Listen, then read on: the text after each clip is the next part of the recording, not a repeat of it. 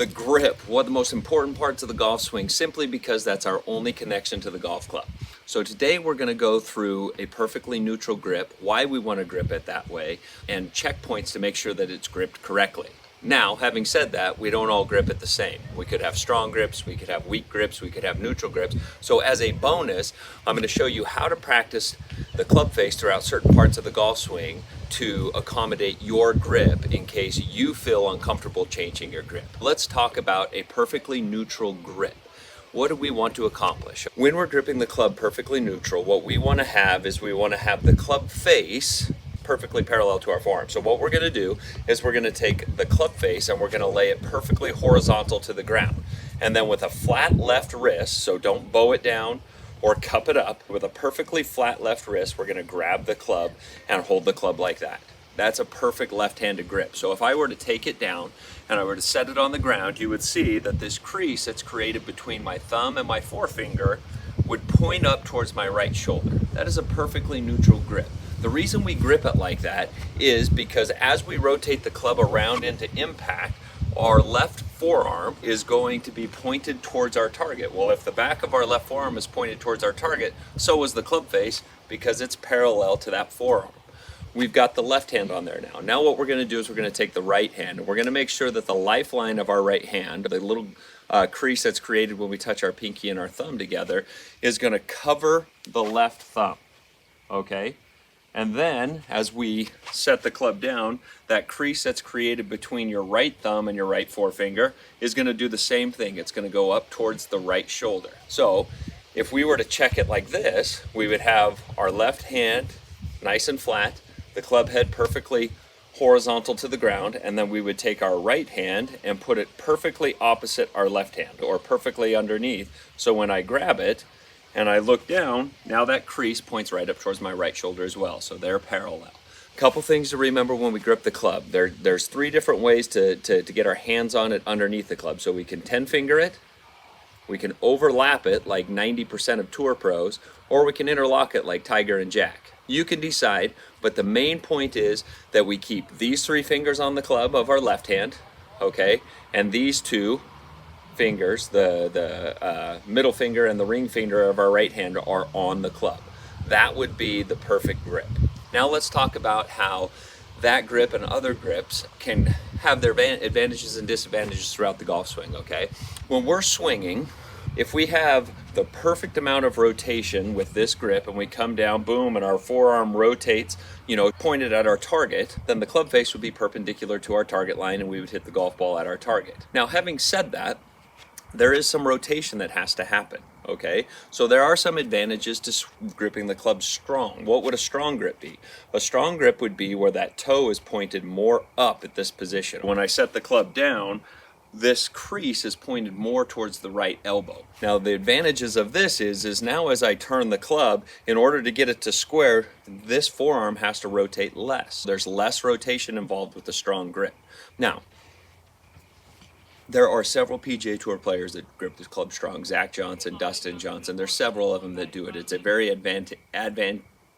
advantageous way to grip the golf club. And so if it's strong, there's less rotations. Now, having said that, there's also guys out there that grip it weak, like Bryson DeChambeau, Colin Morikawa.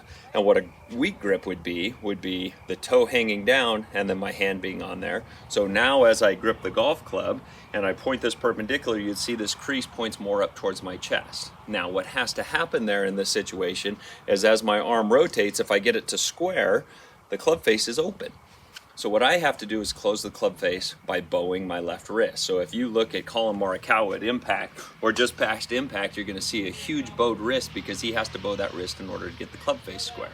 There's advantages to that as well. One of the big advantages is it's more difficult to miss it to the left because it's harder to get the club face closed. As a bonus, I'm going to go through a couple ways that we can practice the club face throughout the golf swing. I've got a couple tools here, which I'll include in the show link here, so if this is something that you want to utilize in your practices, you can do it. The first thing is called a swing guide. It's this little yellow tool that I've put on the grip.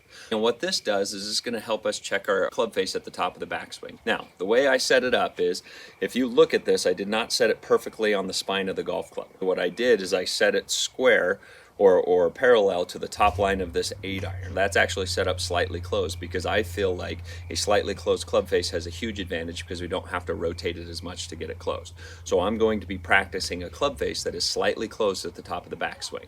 The way this works, you've got this on there slightly to the right side. As we swing the club to the top, what we want to have happen is we want to put this little cup that's at the bottom of this thing right on the blade of our forearm. And this would make it or ensure us that our club face is slightly closed at the top of the swing. If it's not slightly closed at the top of the swing, or my left wrist is cup and that club face is open, you would see that this little cup thing is not on my forearm and the toe is hanged too far down, which means it's an open club face. Anytime you have an open club face, somewhere during the swing you have to rotate it shut, or you're going to hit it to the right, or if you steepen the path, you're going to hit a slice. If on the other end of that, you swing back and that club face is too closed or skyward, you're going to see, again, that that little cup does not rest on my forearm. So this would be a very efficient way to practice the top of the backswing. You would just take it to the top, put that cup right on the blade of your forearm, count for 3 seconds, 1, 2, 3, and swing through. Now the second place where the club face is really, really important is impact. And so here I've got the Gary Wyron's impact bag. You can get any impact bag. I'll share in the show notes the Gary Wyron's impact bag. But what this does is this allows us to check our club face at impact. So what we could do is, as we swing the club back, 1, 2, 3, and we come in, we can check our club face as it hits that bag. If the club face is open or pointed to the right, we have to figure out a way to rotate that club face closed. And so what we would be doing is trying to rotate our knuckles down or creating bow in our left wrist to close the club face, because if it comes in open, our left wrist is too flat or even cupped. If we swing, we got it square at the top. Now we come through, boom, club face is square. I could sit there and practice that 50 times a day. I got a square to slightly shut club face at the top. I got a square club face at the bottom. I'm probably going to hit a lot of straight golf shots. If you come in and the toe is hitting the bag, then we've got what we call too much cupping in our left wrist, and we need to flatten the left wrist. What we would do is we would try to get our knuckles to be a little more skyward at impact. Knuckles a little more skyward, that club face is pointed out to the right. If we don't want the club face open, rotate, bowed left wrist, we'd have more of a squared club face.